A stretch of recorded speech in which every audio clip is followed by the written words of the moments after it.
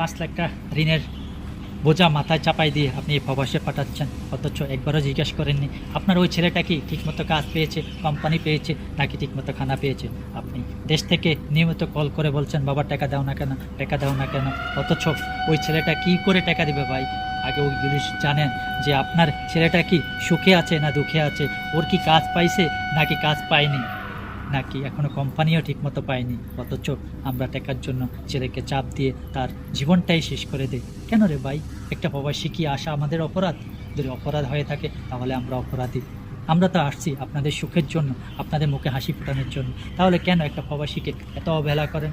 প্রবাসীরা কি আপনাদের কাছে এতই অবহেলিত? তাহলে কেন প্রবাসে পাঠিয়েছেন? আপনারা দেশে রেখে দিতেন, আপনাদের কাছে থাকতাম, তাহলে তো অনেক ভালো থাকতে পারতাম।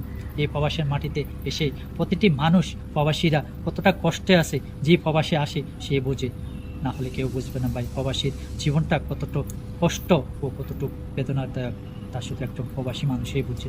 তাই আমি সবাইকে এই ভিডিওতে বলে যাচ্ছি, আপনারা কখনও একটা প্রবাসী ছেলেকে টাকার জন্য চাপ দেবেন না। তার যেতটুকু সম্ভব সে আপনাকে দেবে, আপনার জন্য আসছে, সে আপনার মুখে হাসি ফোটানোর জন্য আসছে, তাহলে কেন তাকে চাপ দিচ্ছেন? কেন ভাই? এই জিনিসটা আজও বুঝে আসছে না। প্রত্যেকটা প্রবাসীর মনে একই প্রশ্ন, কেন পরিবার মানুষগুলি আমাদের এই প্রবাসী মানুষগুলিকে বোঝে না? আমি চাই প্রত্যেকটা পরিবার যেন প্রবাসীদেরকে বুঝে, এটাই আমার সবচেয়ে চাওয়া। অবশ্যই ভিডিওটা ভালো লাগলে শেয়ার কমেন্ট করে যাবেন।